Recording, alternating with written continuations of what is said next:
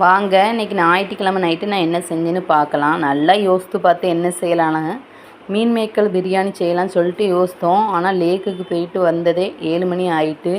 என் husband மீன் maker 5 தான் இருந்துச்சு சொல்லி 50 ரூபாய்க்கு சிக்கன் எடுத்து சிக்கன் பிரியாணி செஞ்சாங்க. என் ஹஸ்பண்ட் தான் செஞ்சாங்க. குழந்தைங்க நல்லா சாப்பிட்ணும், கொஞ்சம் காரம் இல்லாமல் மசாலா அதிகம் இல்லாமல் சூப்பராக செஞ்சுருந்தாங்க. டேஸ்ட்டும் செமையாக இருந்துச்சு. ஆனால் கொஞ்சம் தான் கீழே அடி பிடிச்சிட்டு அது கூட தயிர் பச்சடி பண்ணேன்.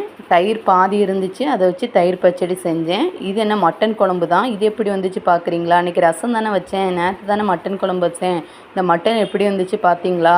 இது எங்கள் ஹஸ்பண்டோட தம்பி வீட்டில் அவங்க மட்டன் குழம்பு வச்சாங்க, அவங்க தந்திருந்தாங்க. ஆனால் கறியெல்லாம் மத்தியானமே சாப்பிட்டுட்டோம்.